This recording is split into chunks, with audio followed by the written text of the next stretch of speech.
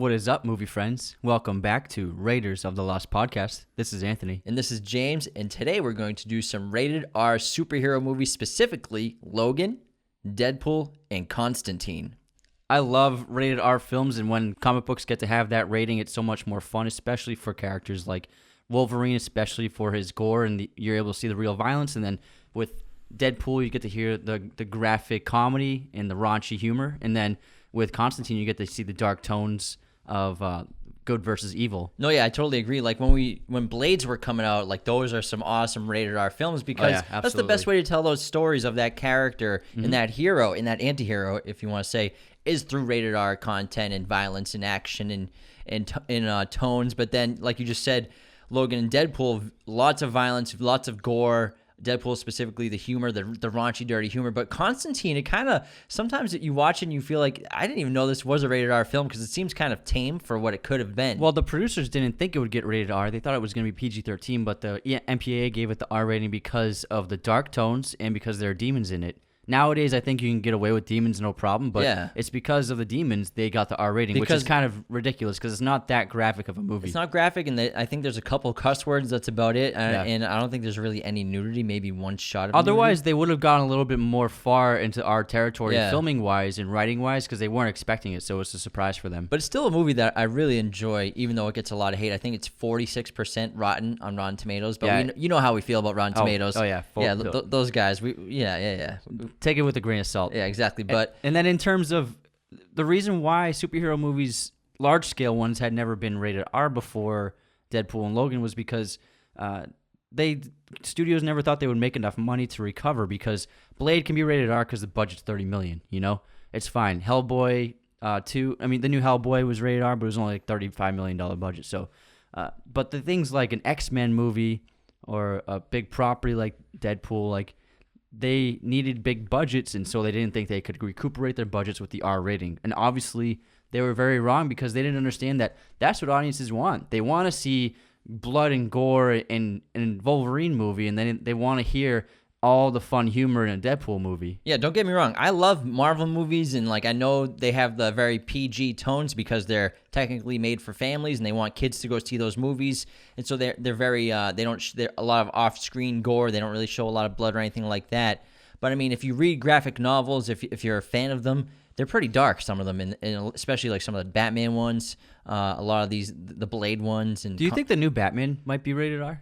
The Batman, no way, dude. It's Batman. They're not gonna make that. I maybe a PG-13. I doubt it, but again, it's a family commodity. You know, they want kids to go see that movie. I wonder though. I don't think there's no way they'd go rated R. I mean, I wish they went rated R. Sick. That's just too much of money they could make. Yeah, if it's talking PG. like at least $700 million. Yeah, because Deadpool made over $700 million and Logan made over $600 million, so they were gigantic hits. Yeah, but I think it's just a different audience that Batman taps into versus Deadpool's audience. I think a lot of people saw Deadpool and saw it in theaters multiple times. I think it was one of those films that people, not saying that people don't do it with Batman, but Deadpool definitely had people going to the theaters a couple times to see it. Well, Deadpool has fervent fans. Yeah. Like, they love the character. When there was a legitimate adaptation of the character, they were very excited for it. Yeah, I mean, they've been waiting literally decades for an adaptation, and Ryan Reynolds, we'll get into it when we talk about Deadpool, has spent like 15 years trying to get this movie made since like 2004, and they did a horrible job with it in X-Men Wolverine Origins. Yeah, that movie was terrible, and he obviously played Deadpool in that movie, but I mean, the guy has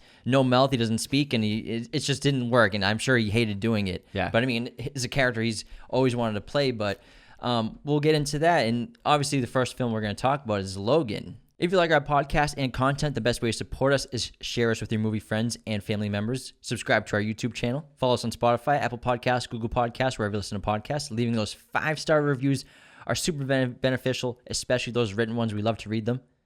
And join our Patreon at patreon.com/Raiders of the Lost Podcast to get special perks. And top-tier patrons get a monthly shout-out on the podcast. In honor of today's episode, we're doing a very special Blu-ray giveaway of your favorite Deadpool movie. All you have to do to enter is subscribe to our YouTube channel or already be subscribed. Comment on the giveaway video your favorite Deadpool movie, either Deadpool 1 or Deadpool 2. We will do a random drawing at the end of the week to pick a winner. Again, go to YouTube, subscribe, comment your favorite Deadpool movie on our giveaway video. Good luck, everyone. The first movie on our episode is Logan, released March 3rd, 2017. written and directed by James Mangold, and co-written by Scott Frank and Michael Green. This film stars Hugh Jackman, Patrick Stewart, Daphne Keane, Boyd Holbrook, and Stephen Merchant. Logan grossed $619 million on a budget of $97 million. In a future where mutants are nearly extinct, an elderly and weary Logan leads a quiet life. But when Laura, a mutant child pursued by scientists, comes to him for help, he must get her to safety. Logan, in my opinion, is a perfect film. It's dark, it's very well written, it's violent, it's heartbreaking. And I put this in the same class of superhero film or comic book film as The Dark Knight, and even Joker is there too. Like Logan, these films, they left that realm of just like the superhero genre, comic book genre movie, and they made something more, they made something greater. And I think directors James Mangold for Logan, then Todd Phillips for Joker, they recognized that in order to tell these kinds of stories that they're interested in telling while also reaching a large audience and getting large budgets to make them, or decently large budgets to make them, they have to be done with the vehicle of a comic book superhero, which is unfortunate that we're living in that world today, but it makes for some great takes on comic book heroes. Yeah, this film, like you said, just like Dark Knight and Joker, they're comic book movies, but they don't feel like comic book movies. And it's basically what you would call postmodernism, where you take something and you completely change the approach to it, and you're dissecting it. And the movies like this, they have something to say about comic books that were never really said before. So it's a change to the approach of how you make a comic book film and how you write one. And this is something I've always wanted to see since the first X-Men came out, an R-rated Wolverine movie, because that's something that, as great as the X-Men movies are, and Logan is always, in my opinion, the best character in all of them. I think he's the most interesting, complex, fascinating, entertaining character, and he obviously was the face of the franchise. But you still and never saw the full potential of Wolverine action sequences because it's PG-13. You don't see any blood. You don't see any limbs getting hacked off, and his blades are so massive. It's like the damage that he can do in an R-rated film, and you can actually see it. It's something that was always just on the back of my head whenever I saw X-Men movies. I'm like, I wish I could actually see what damage he could actually do to these guys he's fighting. And we finally got that in this film. And James Mangold pulled no punches, and he went right into it right away with the opening scene. Yeah, it's the opening scene. They open up and show basically what this film's going to be. He's in the limousine. Logan's asleep. He's a driver. He seems to be kind of like it's kind of like Unforgiven. Clint Eastwood's character is like an old outlaw cowboy who put his guns away years ago. Like Logan's hung up his claws. He's like and there's even like X-Men comic books in this world, and he's like an old hero, but no one really cares about him anymore. Yeah, the comics are telling the stories of their exploits. It's and cool. He's basically like living a normal life, but also he's going through a lot as well as with Professor X. But then we see this opening scene of him destroying people with these claws, because his adamantium claws, like what they should be doing in a battle, in a combat situation, chopping limbs off, like you said, blood everywhere, and they really went full stride with that. And the fight choreography in this film, it's so natural, but also seems improvisational at the same time.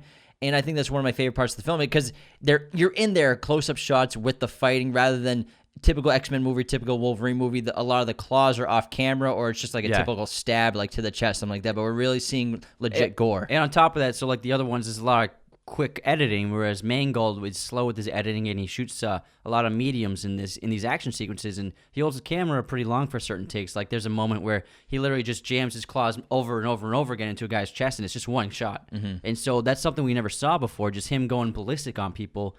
And it was just such a brilliant way to film the action sequences, in such a great way to open the film, because like you said, Mangold is telling you what this movie is. It's different. Right off the bat, we know what we're getting, and we know this is a completely new take on the character, because Mangold made the previous solo Wolverine movie, what was it called, just Wolverine? I think so, yeah. The Wolverine, set in Japan, which was good. It was good, but it was still kind of lacking in terms of the violence, and that's something that people enjoy, seeing violence, and we've talked about on this podcast plenty of times, and it was always just never hit the bar that we were expecting.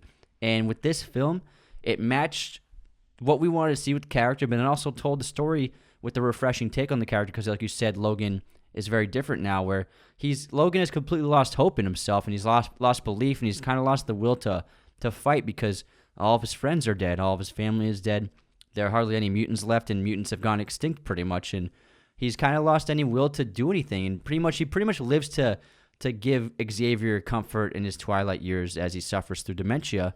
And he's just a very changed character, and I thought it was a brilliant way to start this character's arc in this film because he goes through a major transformation for sure. Yeah, Logan now, he's aging, obviously. You can see that on the surface with his gray hair, and you can see just like wrinkled skin, and the makeup artist did a phenomenal job in this film, like giving him like bloodshot contacts and like yellow looking eyes to make him look like he's in constant pain, and he's suffering from some sort of disease that we don't know it's about. Poisoning of his blood from the adamantium. Yeah, so his body's rejecting the adamantium in his skull, and it seems to be skeleton. It seems to be like it was always inevitable, but because of his healing powers, it always kind of kept it at bay for a while. But now I think it slowly has poisoned him to this point where he's literally dying. Yeah, the self-healing power that he once possessed that kept him ageless, basically, it's failing him. He's becoming more mentally unstable, as well as becoming an alcoholic too, suffering from this mysterious disease of the blood poisoning. And again, the attention to detail of Logan in this film is in makeup design is exceptional because the wounds are really emphasized. They're very gory, and one of my favorite attention to details that they do is normally when his claws come out and retract, there's no scarring, no blood or anything. But now you see the scarring on his knuckles from his claws retracting from years of use. And now that he's losing that power to heal quickly, he's got scarring and basically open wounds on his claw hands. But also something that I've always wanted to see is that I wonder, like, when his claws come out, shouldn't his hands get bloody from it because he's tearing through the flesh? That's pretty interesting. Because it's not like he's an animal with claws like a cat where there's different kinds of skin and texture to allow the claws to pass through, but his claws are literally just passing through his knuckles. So I always thought, like, oh, shouldn't his claws already be like covered in blood when they come out? Like, that's just what I've always thought. Maybe they're clodding up those wounds with the claws, but he looks more like a wild animal than ever before. Like, when you look at Logan in this film, it looks like those old lions in the jungle or tigers or like a wolf in the wild. They've gone through so many battles. Their faces are scarred with wounds from fights they've been in, and they've just look like they're almost in the last legs, but they don't want to give up that alpha position yet. It's that, and on top of that, they got rid of the signature look of Wolverine, the mutton chops, and then the peaks on both sides of his head with the hair, like peaks on the edges. And so they just gave him just a full beard, and just like his beard is literally the same length as his hair, so it's all the same length. So it's just very simple. And I thought it was a great look for the character. And then it's fun when he does shave his beard in the center to get that classic look back, because it literally represents him being Logan again and gaining his will to fight again at the end of the film. But I thought that it was a really interesting look because everything about this, they're inverting our expectations for what we had for the film in a great way. And I would say probably one of the strengths of the film is the scope of the film, because the world is not at stake. Millions of lives aren't at stake. It's just he's just trying to get this girl across the border into safety. That's it. The scope is so small, it makes it very personal and emotional, because that's what I found so surprising about this film, is how emotional it is and how authentic it is, and in how much humanity Logan is able to portray in this film.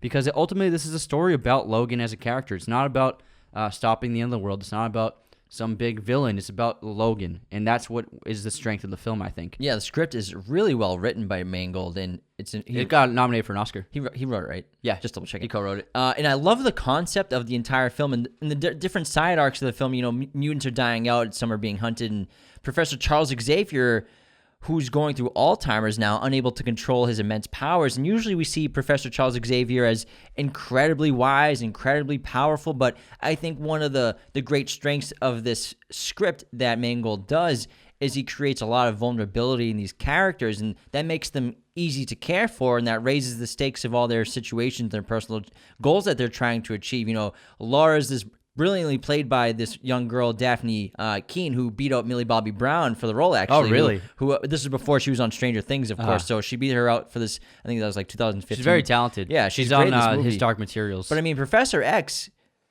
a man who's always with a plan, and look at him, he's grounded as a superhero like we've never seen one done before, putting a once great hero into the hands of close death, Alzheimer's, elderly age, something that we're all familiar with in our lives. I'm sure most of us have experienced relatives with dementia, with Alzheimer's, suffering from old age, the end of their life, and he's at the end of his life cycle, and Patrick Stewart lost like 20 pounds just to play this role as this character, and it's incredible to see. As well as odd as it is, it's very moving and emotional at the same time. This episode of Raiders of the Lost podcast is brought to you by Manscaped. Get 20% off your order and free shipping using our coupon code Raiders of the Lost at checkout. Again, our coupon code Raiders of the Lost at checkout for 20% off and free shipping. Manscaped has been super generous. Their rep Kyle sent us everything they got. Their lawnmower groomer has like 8,000 RPM. It's got a light. It's waterproof. You can use it in the shower. It's the best clippers. Yeah, it's the best clippers I've ever used in my life. They're fantastic. We got their weed whacker, deodorants, T-shirts. Their deodorizer foot spray I'm obsessed with. I use it every day to keep my toesies smelling fresh. They're perfect. They also have wipes that make you nice and fresh. Yeah, so they got refreshing wipes as well. Grooming's a necessary part of life, fellas. You got to get the stuff from Manscaped. Ladies, if you got men in your life, they would really appreciate this gift for a birthday, whatever. Just here's a new gift to take care of your messy face and body. I'm sick of smelling it, and you're looking at all the hair coming out of your nose. Please groom. Starting to look like Wolverine in quarantine. Yeah, exactly. Please groom with Manscaped using our coupon code Raiders of the Lost at checkout for 20% off and free shipping. Yeah, it's a brilliant take on the character, and it's something that we never see in superhero movies, is the idea of old age and facing death, because Xavier's knocking on death's doorstep. And what I thought was a really brilliant take on the character was whenever he has a seizure or a stroke, I'm not sure which one it is. Seizure. The seizure. Because of it, the power of his mind, he has a horrible effect on everyone around him within like a several mile radius, and it's almost like some mental bomb is going off. He's basically a nuclear warhead. Yeah, he's like a nuclear warhead, and he's been a hero his whole life, but now he poses a dangerous threat to possibly millions of people who surround him whenever one of these seizures takes place. And maybe they're preparing for, like, maybe there's going to be a final seizure that will be so big it'll kill him as well as millions of other people. So that's why Logan has him living in that big warehouse, and he's trying to keep him isolated in the middle of the desert in order to protect anyone from harm because of him. And it's so amazing to see Xavier portrayed like this, because, like you said, he's always been the wise leader of the X-Men. He's been the father figure. He's always been so sure of himself and in charge. And it was just a great take on the character. Just same thing as Logan. And speaking of Logan, I just want to take a second to talk about Hugh Jackman, because this guy embodied this character like few people have embodied any character in film franchises. And there aren't enough good things to say about this guy, Hugh Jackman. He's very talented. He can dance. He can sing, act. He can clearly lift his freaking ass off at the gym. This guy works hard. Dude, the deadlifts that guy does. Holy crap, this guy is jacked every time. Like, look at X-Men Wolverine in the first one, and then see him in just like the last couple of Logan movies, Wolverine movies. Well, the Wolverine, he was insane. Ridiculous shape. And it's hard to think of a film role also that requires as much energy as I'm sure playing Logan does, because the guy spends the entire movie always screaming and fighting people. So, like, can you imagine like the toll it takes on Hugh Jackman? I can only imagine. And do you know the story of how he got cast? I know they offered it to Russell Crowe, right? So Russell Crowe was the first choice by Fox to star as a Logan, and he turned it down because at the time he didn't want to do superhero movies, and so he recommended Hugh Jackman because they were friends, because they're from both actors from Australia. And Fox, they didn't really know much about Hugh, so they kind of passed on him, and instead they cast the actor Dougray Scott, who's a really good actor. You've seen him in a ton of stuff. Dougray Scott was cast as Logan for X-Men while he was filming Mission Impossible 2, so he was the villain in Mission Impossible 2. Oh, yeah. And so what happened was he got the role, and so he could have filmed his role as Logan in X-Men while he was filming Mission Impossible 2. They could have worked out the scheduling, but Tom Cruise forbid him from doing it. And because Tom Cruise said, as long as this film is being made, you have to be on set because you need to be totally committed to this movie. And so Dougray Scott wasn't allowed to play Logan in X-Men. And so Fox went back to Hugh Jackman, auditioned him, and loved him, so they cast him as Wolverine. And so that's how he got the role of Wolverine. And little did he know he would be the villain in the only bad Mission Impossible movie. Mission Impossible 2 is not that good of a movie. So I imagine that guy hates Tom Cruise. Well, I mean, hey, you take a shot, you're working with Tom Cruise, you're working on this new comic book commodity. He doesn't know where it's going, but still, I probably would have done Logan. I mean, it seems like a pretty cool role to me. Yeah. And throughout this film, Logan, he's always been an animal. He's always been wild, especially in the first early X-Men films. They're always trying to tame him, bring him down to earth in a way, make him more human. But he spends this film becoming more of a man than ever before. And the more time he spends with Laura, and after going through the loss of Professor X, and he becomes more humble. He gains more humility through the transformations of his character in this film, I think. Yeah, Logan has lost his will to do anything, and he doesn't believe that he can have any friends or family anymore because everyone that he loved has died. And so he believes that, he says the line to Laura that bad things happen to people I love. And so he doesn't want anyone to get close to him. But Xavier is trying to get him to get back out there, to start living again, to gain the will and the hope to live, because Logan has lost his will to fight. I mean, this is the guy who used to put his life on the line time and time again to save others and to benefit the world, and now he's just given up and he's thrown in his claws, like you said, and he doesn't want anything to do with any other mutants, and he's cut himself off. Not just, I think so, he's isolated Xavier and he's isolated himself as well. And so when Laura comes into the picture, he slowly regains his humanity and slowly regains his ability to love again. Yeah, because there's an insinuation that he's Laura's father. Professor X kind of hints at it a few times, and obviously it's a child that he had no idea about because his DNA was used to basically help create Laura. Yeah, she was made in a lab. So she was made in a lab, and obviously this is a great storyline that obviously we've seen it before, but it's really great in this film with this mad scientist, Dr. Price. Yeah, Pierce. Yeah, Dr. Rice. Rice. With this basically mad, sinister scientist, Dr. Rice, who's running this lab, creating mutants in his own way. And that's obviously where we get X-24, which is this clone of Logan. Man. And obviously you can assume that his name is X-24. This must be the 24th attempt at cloning this specimen of Logan. And it's so amazing to see Logan versus X-24 on camera at the same time. The way they filmed them both in the shots when they're on camera together is they actually had a stunt actor as X-24, and then they would superimpose basically a very high quality deep fake with Hugh Jackman's face. But whenever it helps that the guy doesn't talk. Yeah. But because it's not Hugh Jackman, because Hugh Jackman is too good at acting. But whenever X-24 is on camera by himself, that's actually Hugh Jackman playing the role. Yeah, so same effect at the same time. He did both, and they use state of the art CGI for superimposing the head. They also used the same CGI for several of the stunt action sequences. So, for example, the car chase at the desert warehouse when they're escaping Pierce and his men, and Logan is driving the limousine through the area before they crash into the fence and break through the fence. It's actually a stunt driver the whole time because they shot with very little CGI in terms of the stunts, and they wanted like real driving with all these vehicles chasing Logan. And so they had a stunt driver driving this car, and they just CGI'd Hugh Jackman's face on top of him. And so there's actually amazing behind-the-scenes photos of like this random stunt guy driving, and then they just put his face on. And you wouldn't know it. It looks so good in the movie. The last thing you would think is that that's actually a stunt double. And the story itself actually owes a lot to the movie Children of Men. Yeah, it reminds me of that. In a lot of ways. First of all, in Children of Men, babies have stopped being born for many years. And in Logan, mutants have stopped being born. And in Children of Men, Clive Owen's character is tasked with bringing this young woman across the border to this another society, and Logan is tasked with bringing Laura into Canada, to Eden across the border. And so both characters, they both take the jobs because of the money, and then eventually throughout the course of the film, they both become more. They both gain their humanity back and their belief, and they gain their hope back.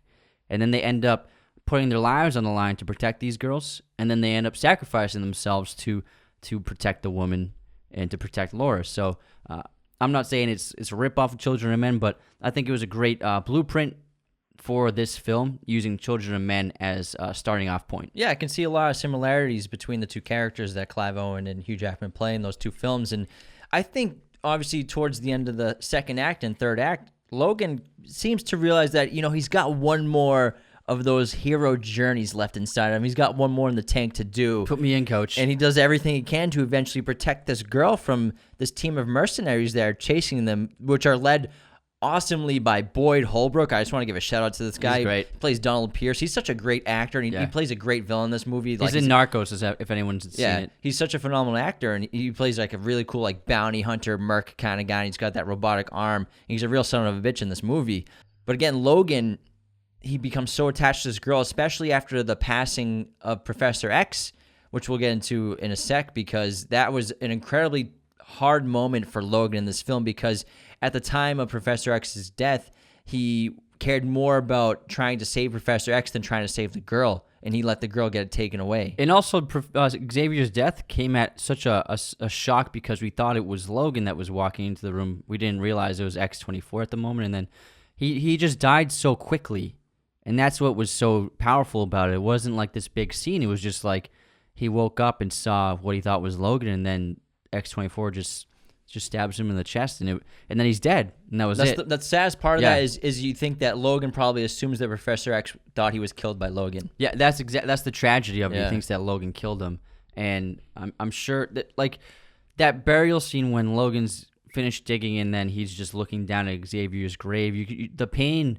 and anguish that Jackman portrays it's so powerful, and you can see that he's burying the last member of his family. Yeah, I think this is probably his best performance in his career, even though it's a comic book movie. He's so freaking good in this movie. He is. In this fight between X-24 and Logan, the first one, and even the last one too, they're so phenomenal because, like you were talking about earlier, we always wanted and deserved a rated R Wolverine film. We wanted to see what this character was capable of because he's such a savage and he's such an animal, and he's clearly. And what can those claws really do? Yeah, even the comic books, he's so powerful and strong, and to finally instead of just throwing punches with his claws, we get to see the brute strength of Wolverine, which we really never saw either, and that's one Berserker mode. Yeah, so basically X-24 is in that Berserker mode 24/7. Yeah, and to see the strength and the speed and the ferocity of Logan in his prime in a rated R film, even though it's a clone, it's incredible to see. Yeah, and so it's amazing because, like, especially that scene when Xavier's having the seizure in Las Vegas and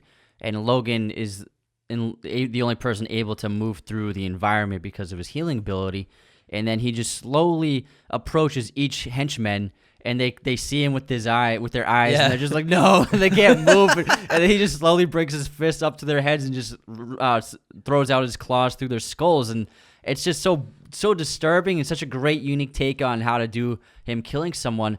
And just to see, even though you don't see like too much, you see the tips of his blades peek out of their other sides of their heads. But still, the concept of what's happening, we deserve that. We needed that. Exactly. And then that first action sequence with Laura, when the mercenaries find her and she comes out of the warehouse and she just throws that henchman's head onto the ground.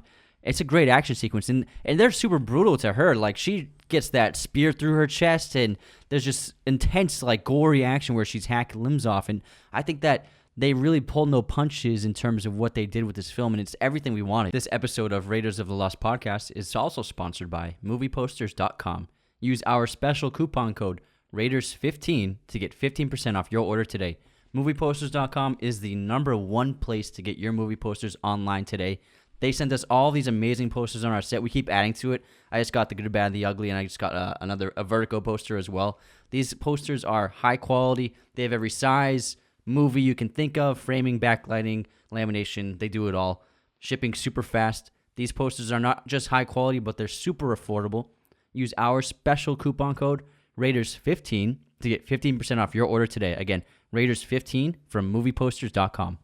Yeah, and it's truly at times a horror film. Like when X-24 is on camera, it's scary, and the music is going because Marco Beltrami did the score for this film. The music is incredible, but like when X-24 is on, it feels like the Terminator, but even scarier.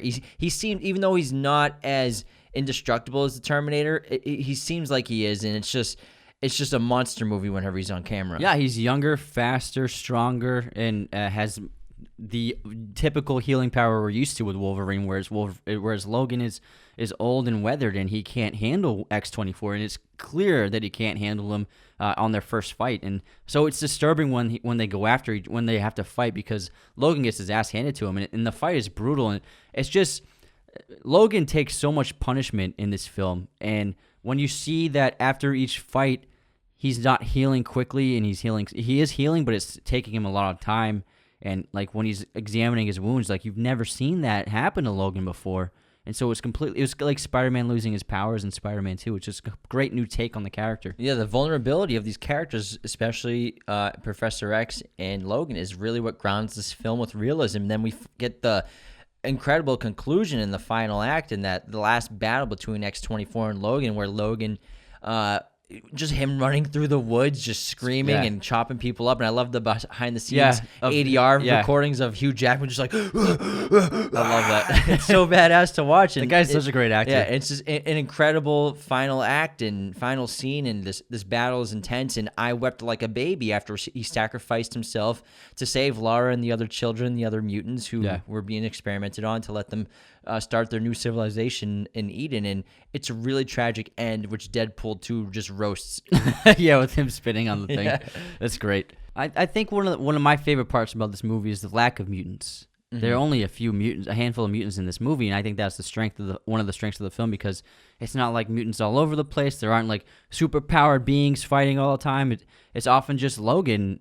And I just really love that about this film, how small the cast is in terms of X-Men characters and mutant characters. Yeah, of course we have to bring up Stephen Merchant, who plays Caliban, who's a very underrated actor. He's very good in this movie. He's a character who's basically he does betray Logan and Professor X, but out of survival, trying to save himself and save his life, and out of torture. But then he does eventually redeem himself with those grenades, which is pretty badass. But Stephen Merchant, really underrated actor and writer. Yeah.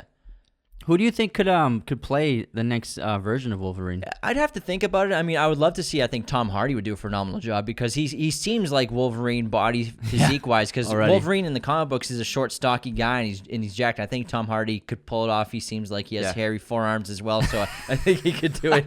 I made a list of actors I think could do it. Who you got? But they got to get pretty big. I mean, people say Keanu, but he's too old to do it. No, he's way too old. He's too old. In his prime, maybe. He's in his 50s. But Keanu, he's not like a jacked guy ever, so I don't think he could do it. And you can't put on that much muscle when you're that old. Like Hugh Jackman was pushing it at this age, and I'm sure he was doing some stuff. Yeah, he was. I'm sure he was working very hard to get that size at this age. But I think some actors who could be a good Wolverine are Kit Harington. Oh, I can see that. Jack O'Connell, very underrated actor. I think Michael B. Jordan could do something cool with it. That'd be cool, yeah. Dacker Montgomery from Stranger Things, who played Billy. Dev Patel could do something cool, I think. Henry Cavill, obviously. Yeah. And then Liam Hemsworth could pull it off. I thought you were going to say Liam Neeson. Taken with Logan. I have a certain particular set of claws. But I think Kit Harington could be a good choice, because he is short and stocky, and I mean he got big for that Pompeii movie. Well, he got shredded for that movie. No, yeah, he didn't get big. He's a small guy. He got actor shredded, which is like 145-pound soaking wet. But for Wolverine, on camera it looks good. You got to get on camera it looks big. You got to get enormous. But I think those are actors that could do a good job with it. I think maybe Jack O'Connell might be the best choice. But I mean, they're gonna do it eventually, so I just wonder who it will be. And I think if they do it again, I don't think maybe they should start Solo again. Let's do some fun facts. Hugh Jackman induced dehydration for 48 hours prior to filming scenes of Wolverine shirtless, losing water weight. He added that the method is dangerous and no one should attempt it at home. This is very common with actors. When you see a shredded guy shirtless in Hollywood, chances are he's been starving himself and not drinking water for 2 days straight. That no one looks like that naturally, although that is commitment. Hugh Jackman actually, part of the reason why Hugh Jackman retired this character is not just his age, but also he suffered from skin cancer, and so he had to retire because of that. And also saying that he had a discussion with Jerry Seinfeld about retiring the character, because Jerry said that the reason why he retired Seinfeld from the TV show is that he thought that audiences were becoming wary of seeing him anymore, like, oh, it's you again. And so after this conversation with Seinfeld, he finally decided, I have to do Logan one last time, and then that's it. That's smart, because it makes it age better and it keeps it fresh later on in people's heads.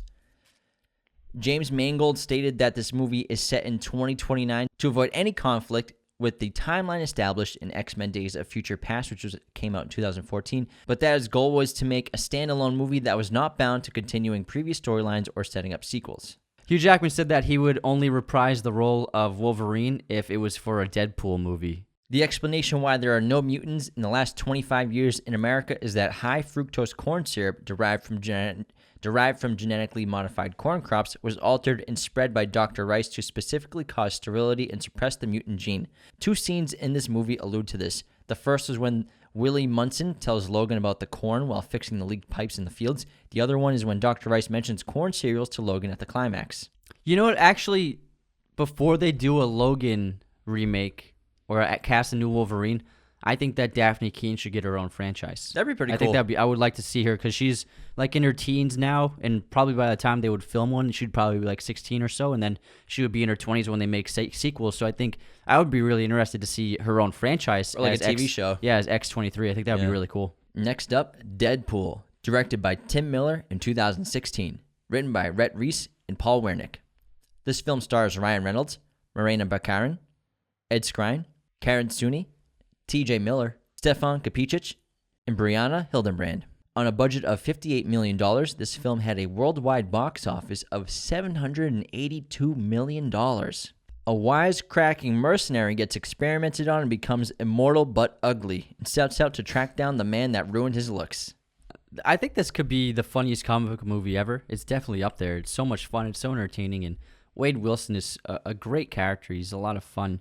And Ryan Reynolds he's pitch perfect as Deadpool. Obviously, you mentioned earlier that he spent, 15 years trying to get the film since made? 2004. And obviously, he's a huge fan of the character and has always been a big fan of him. And I think that the reason why Ryan Reynolds works is because he already possesses a lot of the qualities that Wade Wilson has. He's very charming. He's very funny. He doesn't take things too seriously. He's very playful.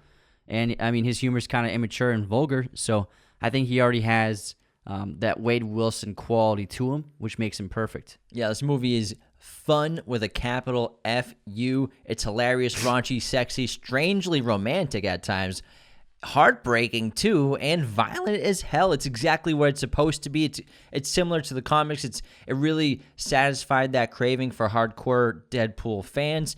Don't get me wrong. Again, I love the MCU superhero films, but we need films like Deadpool to help bring us down to earth with this dark humor and violence that we're addicted to, but also that we see and read in comic books and in graphic novels. In Deadpool, for me, it seems like it was one of those movies that you know if you're going to love it or not before you even go see it. Yeah, and I had no familiarity with the character at all. I don't think I really knew anything about him. Me neither. Until the film was being made, and then I read up on him, and obviously we were all surprised, and you can tell why fans of the character love this movie so much. And this was, I think, a big redemption for Ryan Reynolds for two reasons. Because first, he did Green Lantern, which was an absolute train wreck. And they make fun of. And I don't know what anyone was thinking with that movie. It was just it was a mess. And then he played Wade Wilson in X-Men Origins Wolverine, which was a horrible adaptation of the character. And that's the first instance I ever saw of Wade Wilson. So I didn't know anything about the character, but then I found out about the costume he wears and that he doesn't ever get these superpowers that he gets in the movie. Like, they gave him laser eyes, they gave him teleportation, they had the swords coming out of his arms. It's ridiculous. And they also took away his costume. And the reason why all this happened was because Fox executives demanded that Ryan Reynolds not wear the costume because they wanted to show him shirtless and they wanted to show his face.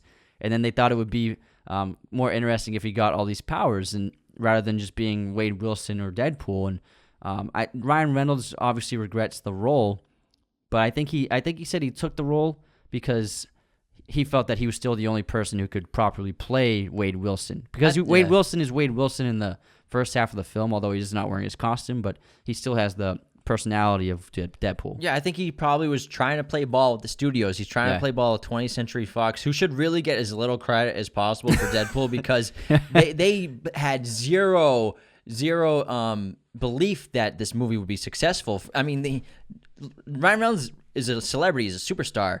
Now he is, but I mean, he's been trying to get this made since 2004. Back when he was in Blade Trinity, he wasn't even Wade Wilson in that movie. He's just some other actor, some other character.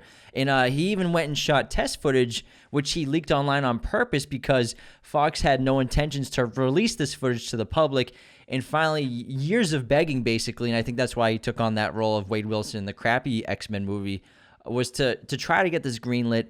But again, 20th Century Fox didn't think this would be successful. There's a reason why Marvel does so well, because they love the characters, whereas Fox is just a movie studio, so they just do things that they think would make money without having the love and respect for the lore of the characters. And they also cut the budget by $7 million last minute. Oh, wow. That's so crazy. They had to cut some stuff out of the movie. Yeah, and so one of my favorite parts about Deadpool is how Wade breaks the fourth wall constantly and how he makes fun of these things. He makes fun of the bad X-Men movies. He makes fun of Fox. He makes fun of himself. He makes fun of Green Lantern. He makes fun of his portrayal of Wade Wilson in X-Men Origins Wolverine. And so I think that breaking the fourth wall and having fun with the audience, it really changes it's so refreshing because you never see it in superhero movies, and it shows that like we're not taking it too seriously. We're just trying to have fun here.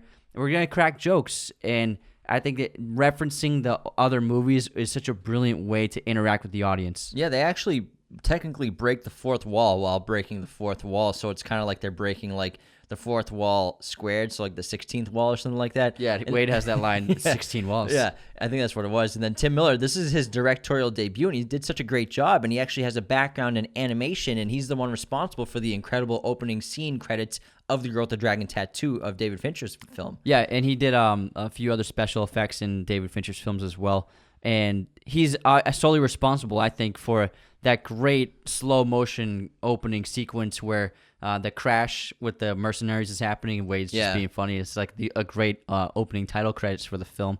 And you can see his animation skills at work in sequences like that. They have another one in the second film, super slow-mo like that as well. Yeah, but like you said, this film, one of his greatest strengths is it doesn't take itself too seriously and openly points out how unserious it does take itself. But, unlike Logan, it still does hit those typical Marvel superhero film beats to an extent, even though it acts like it doesn't. It still does play by the rules at the same time as like being like the loudmouth like teenager in the high school classroom. But it's a very solid origin story for this awesome iconic character now that we're all in love with. And they even poke fun at this ironic tone in the film multiple times. Yeah, and also the marketing was just genius. It's very silly and fun, and you can see the personality of Deadpool in the marketing campaign, which I'm sure fans loved. But also, as funny and as ironic as the film is, and as meta as it is, they're also, like you said, it gets pretty emotional. You get very invested in character. They were very smart, and they fleshed out the character and his conflicts. His conflicts are, first of all, what those scientists did to him, deforming him, and then also the relationship with Vanessa, where he feels that she would be terrified if she saw his face. Well, also being diagnosed with cancer, too. Yeah, and also before anything happens, he's diagnosed with cancer, which is super serious, and it's portrayed really well. So there are really deep and emotional moments in this film, and which make you really love the character because he's been through so much, and he has a lot of turmoil in his life. And for as funny as this movie is, there's a lot of internal conflict within Wade. Yeah, but there are some great side characters as well, like Weasel, played by T.J. Miller, who provides excellent additional comedy. It seems like he just like spitballs lines on set, and whatever works best, they make the cut. And I also love the cabbie Dopinder, and it's like a comedic take on that movie Collateral, Tom Cruise and Jamie Foxx. That's great. You're exactly right. That's so funny. But I mean, sometimes when I'm watching a Deadpool movie, can the satire become a little too much at times? Because they do have a very consistent flow of jokes that, for me, consistently hit. But I mean, if they're not all hitting for you, it might get a little too much, which I think is why we'll talk about Deadpool 2 some other days. I think they toned down all like the constant humor in Deadpool 2 and made it a little darker and raised the stakes of the story too. Yeah, I think so too. It was so I guess you could say it's a little too silly too often in this film. Sometimes, yeah. But also, I mean, some of the jokes are just great. Like probably my favorite bit in the whole film is when he goes to the Xavier's mansion for gifted kids, and there's only Colossus and Megasonic, and they're just the only X-Men there, and then they keep poking fun of like, I guess the studio couldn't afford any other mutants. And when he's being taken to the mansion, he's being told that he's gonna meet Professor X. He asks McAvoy or Stewart. I love in the second one when a schoolroom door opens and Beast is like teaching a class and a bunch of characters are inside. Yeah, and he closes the door. Quicksilver's in there too. They close the door so that no one will notice them. It's a really great joke right there. But I think that might be my favorite one. Just that an empty mansion. Yeah, and I really like how this movie opens up because basically for the character of Deadpool and Wade, we're kind of halfway through his transformation throughout the film, opening up with this hilarious opening credit scene of this slow motion montage of incredible action, and basically giving us a taste of this character, not just his humor, but also his incredible fighting prowess and abilities. And it's a lot of fun. Like he's counting his bullets, and he's just having fun with it and joking around with the guys. And because you've never seen that in a shootout before.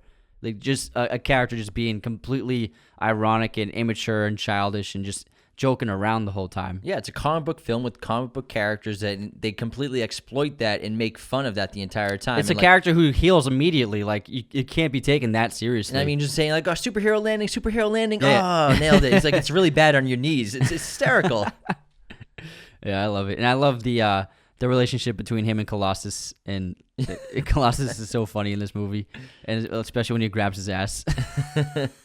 And if we're gonna talk about weaknesses to this film, I'd say really for me the only weakness is the villains. I'm not a huge fan of like Ajax in this film and Gina Carano's character. They're all right, they're decent, but not that exciting compared to how fun Deadpool is. Yeah, like you said, like he said earlier, I don't think Fox spent enough money for the other characters. Yeah, me neither. Yeah, but I agree. Like the villains were definitely lacking in this film, but it's still a good first film for Deadpool. Yeah, I mean the comical insanity is what drives this film and what drives people to go see it multiple times and to watch it at home over and over again because it is a great character. It's so unique, so fun, and I can't wait to see the next one. Likewise. Here are some fun facts about Deadpool. On April Fool's Day in 2015, Ryan Reynolds posted on Twitter that the film would be rated PG-13, which prompted fan backlash as the Deadpool character often swears and commits acts of graphic violence. Later that day, Reynolds confirmed that it was a prank and the film would be rated R. Dude, you know people went People crazy were on freaking Twitter out. probably for like that. How many death threats did he get that day? I can only imagine. I hope you fucking die, Ryan Reynolds. During a talk at Google, Ryan Reynolds revealed that the taxi driver character Dopinder was named after a really cool guy he knew in elementary school who died when he was hit by lightning. It was meant to be a tribute to him. Through the Make-A-Wish Foundation, 13-year-old Connor McGrath, a terminally ill fan from Edmonton, requested to attend the special event for Deadpool's release in January. However, he could not make it due to the severity of his own illness. Ryan Reynolds heard the story, traveled to Edmonton, and surprised him with a private screening of the film in his hospital room. Reynolds said the boy was the first person to ever see Deadpool. They kept in touch until Connor's passing a few months later, and Ryan Reynolds paid tribute to him on his social media pages. This is another story of how cheap 20th Century Fox is. They refused to pay the writers of the film, Rhett Reese and Paul Wernick, to be on set for the production for input. Ryan Reynolds ended up paying out of his own pocket for them to be on set to overlook the film. Reese stated, "We were on set every day. Ryan wanted us there. We were on the project for 6 years. It was a really core creative team of us, Ryan and director Tim Miller."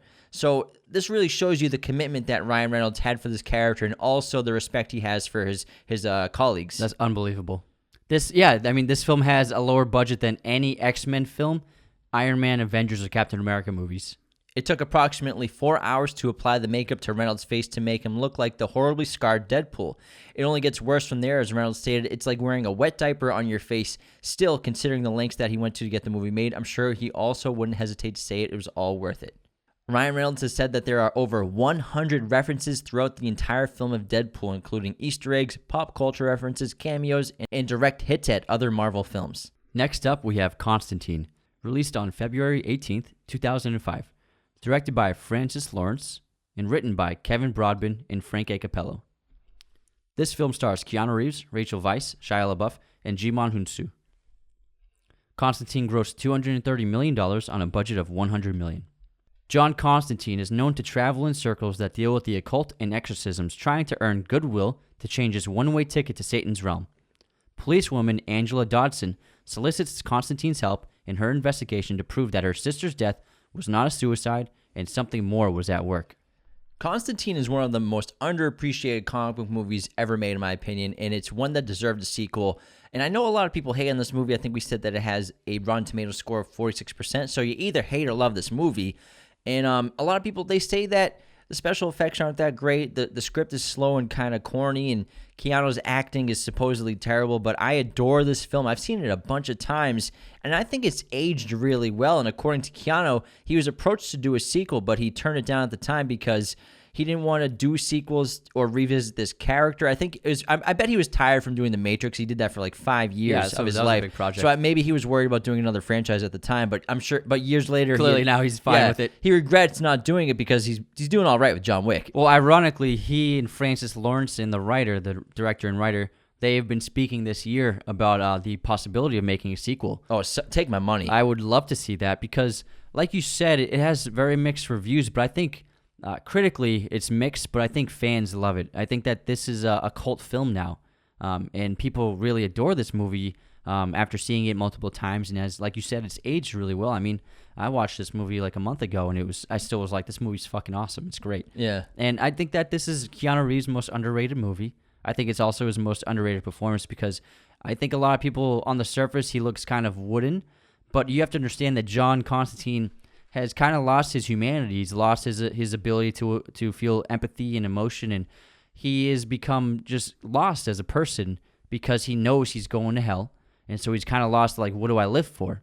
And now he's just trying to earn his way back to heavens, but he still has lost any hope in himself and any hope in gaining his humanity back. So I think Keanu did a really great, understated, and nuanced performance in this film. Yeah, how would you act if you knew, not believed, knew you were going to hell? And his character, John Constantine, it's incredibly fascinating because he's as gifted as he is a flawed individual. He's obviously highly intelligent and motivated, but he's not a typical hero. He's full of bad habits.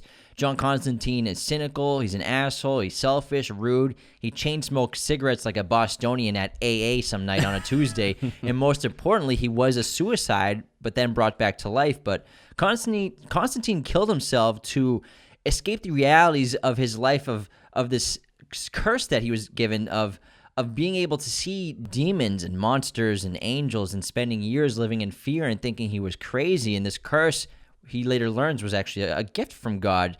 But since suicide in Catholic faith and Christianity is a mortal sin, John went to hell when he was 15 years old when he tried to kill himself. And that's where he realized that everything he saw, it was all real. And so when he was brought back to life, he decided to devote his life to trying to buy his way back into God's good graces and earn a spot in heaven because, again, he was destined to end up in hell eventually once he died again. And he does this by exorcising demons and saving other people's souls, hoping to get forgiveness from God. But although what he doesn't realize is what he's doing, it's out of selfish need and desire, not to actually help people and be selfless. Yeah, so it's what he doesn't understand, that it will never work because he's doing it for himself. And he's doing it to save his soul rather than, like you said, to help others. And it's a flawed way of thinking because he just thinks he can, if he gets rid of enough demons, God will forgive him and welcome him back. The biggest flaw with his character is his lack of belief because he has this conversation with Gabriel, and she says, you have to believe in God. And he says, oh, I believe. But she says, no, you know. You've been shown that he's real. You know that God is real. That doesn't count. God exists, but you don't believe in God. And that's the problem. And that's the flaw.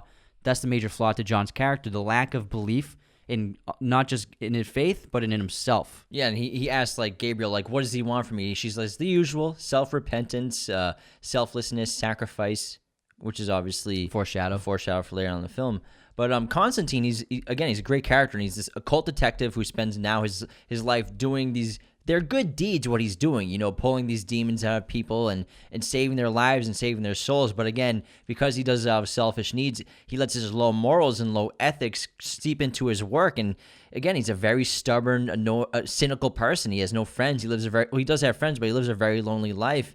John is faced with two problems in this film. Of course, he knows he's going to hell, but he's smoked 30 cigarettes a day since he was 13, and he's on his way to hell within 6 months or less. So he's destroyed his body and destroyed his lungs from his cigarettes, so he's going to die very soon. And also, he's dealing with this. He's aware of this battle between heaven and hell that plays out on earth every single day, every single minute and hour. And he's very aware of it, but also he's noticing that demons are starting to try to come onto this plane, which they're not supposed to do because there is a balance that both sides have agreed to not cross over onto the planes. Although there are half-breeds in this film, like half-breed demons. Gabriel's half-breed angel. Balthazar. Balthazar. And what these characters do is they influence human beings to try to kind of gain these souls for their side, to try to make people create sin and commit sin to go to hell, or to make people better to have them sent up to heaven. Yeah, John basically alludes to the idea that God and Satan made this bet for all the souls of humanity, and whoever could gather the most won. And it's a simple way to look at it, but that's pretty much what's going on. And I love movies that show a depiction of like good versus evil and God versus devil and angels and demons and exorcism. I love horror movies that involve that. So that's why I thought it was so much fun to see that put into a comic book film in a comic book realm, and it's such a fun take on it. And although you, real quick, sorry, Yeah. you are going to run the risk, I think, with a heaven versus hell film where you're going to turn off a lot of people maybe who aren't Catholic that don't want to see films involving religion or heaven or hell because they completely are don't believe in it at all. Yeah. But it doesn't matter for me if I'm Catholic or not, but I'm still going to watch it if it's a good movie. Yeah, 100%. And I think that one of the best parts about this movie is it's really creative depiction of hell. And hell in this movie, it's like, how do you depict hell? It's kind of an impossible thing to illustrate on a movie that like everyone could agree with or that like would seem believable. But I think they did a really cool job and a unique take on how you depict that world where it's like our world, but it's frozen in time and it's like all eroded and rusting and rotten, and it's just filled with like fire and brimstone. And I think it was a really cool take. The set design is really good in this movie. I think the CGI is fine. I mean, it's 2004. Yeah, but what Francis Lawrence was actually going for with Hell is what he wanted to create this, like, obviously mirror image of our world, but like, again, like you said, frozen in time, but also like a nuclear wasteland. Like, because time doesn't pass at all, it's like a nuclear bomb is going off at all times. That makes sense. And also, I think it's so fascinating, the idea that people who are alive can enter hell at will, people like John. And I think that entering hell requires a few things. Obviously, it requires a powerful psychic, like either John or Angela does it, and you need water, he says, for like lubrication. And then obviously it helps when you have a cat or something like that, like a being that's pure and good. And then also I think that you have to have already died in order to enter hell again, because John can enter hell on his own with just his feet dipped in water, whereas Angela, he has to drown her before she can enter hell. So I think that since John has already died in his past, he's able to enter it whenever he wants. Whereas Angela, I think the first time you enter hell, you have to enter it by actually dying first, and then afterwards, then you can enter hell anytime you want. That's interesting. I never looked at that tub scene as her being drowned to complete death. I never thought about it like that. Yeah, so I think she's killed, but it's like some kind of what do you call it, ritual. Mm-hmm. So then she's brought back to life immediately. Well, it's interesting that you bring up ritual, because John Constantine in the comic books, in the Hellraiser comic books, which are the canon for this film, and obviously a lot of the hardcore fans were disappointed that he wasn't blonde and British because it's based off Sting, the character. But I mean, it's Keanu Reeves. It's a Hollywood film. It is what it is. But in the comic books, in the graphic novels, he has a lot more powers and like mystical abilities and magical abilities that they don't really hint at or really show very often in the film, which I do like, because I think what Francis Lawrence was going for was this very like film noir mystery style of filmmaking, and it really like follows a lot of those old classic noir films very closely. And so I think they wanted to ground it. Yeah, they made it more realistic and took away all of his magical powers and abilities and left it to more simple things that he does, or just like his psychic abilities and stuff like that. But he also just he sticks to a lot of his intelligence and cunning and expertise in occult. So they left a lot of those supernatural abilities to actual demons and angels, which I think was probably smarter because it grounds it and makes it more believable. And I think this film has my favorite depiction of the devil ever. Yeah, me too, man. Peter Stormare, who's a great underrated actor. You've seen him in a ton of stuff. He's always been like a supporting actor in so many films, and he's fantastic as Satan, because like it's kind of a character where it's like how do you depict Satan? Like obviously you would depict him as evil and ruthless, but like I liked what Stormare did where he made him like childish and immature and playful, and he likes to crack jokes, and I think that but he's also cruel and bloodthirsty, and he's scary in a moment. Like he can be scary, and he is scary looking. Like he's got those tattoos running up his neck, and I like how he's all dressed in white. Yeah. But I think the best shot of this movie, like first of all, this movie has amazing cinematography. It's really well shot. All Francis Lawrence's films are beautiful, and this is like cinematography you don't often see in comic book movies. It's very rare. And this is shot of after John slit his wrist and he's dead, and time is frozen, and Satan has come up to collect him himself. And then there's a shot a wide shot on the ground, and John's in the background. And then you see Satan's tar-covered feet slowly drop into frame after the tar is like dripping onto the floor, and it's I think the best shot in the movie. It's so great. Yeah, it's my favorite portrayal of Satan for sure, the devil. And I love the white suit too, because if you think about it, Satan is a fallen angel, so it makes sense that he's wearing white and like has this white suit, like he looks like a former angel. And also, I love the fact that Satan has a grudge against a human being. Like, why would he care? But it's so interesting. And, John is the one soul that he'd come up to collect himself. And Constantine's been killing half demons for years. And obviously that's created this animosity that Satan has for him. And also because he did have him once, but John basically escaped hell temporarily when he was brought back to life. And the half demons, they basically do Satan's work, and they corrupt people and make them commit sin. And John disrupts that work when he kills half demons, and also when he exorcises demons from people. Yeah, and we also learned from Balthazar that the demons, the half breeds, they want to stay on Earth, and because he doesn't want to go back to hell. So I think that obviously when we see hell, it's like a horrible place, even for demons. Like it's much more comfortable on Earth. So I'm sure that all the demons, like he said, like Lucifer says that he has a whole theme park waiting for John, which means that he's going to be tortured and tormented for all eternity by like all these demons that he basically put away in prison back into hell. This movie also has a fantastic supporting cast. I mean, Rachel Weisz is phenomenal. She essentially plays three characters, Angela and Isabel, the twins, but also she does momentarily play Mammon, the demon once it possesses Angela. And then Tilda Swinton playing Gabriel, which is fantastic. And then Jimon Hunju playing Papa Midnight.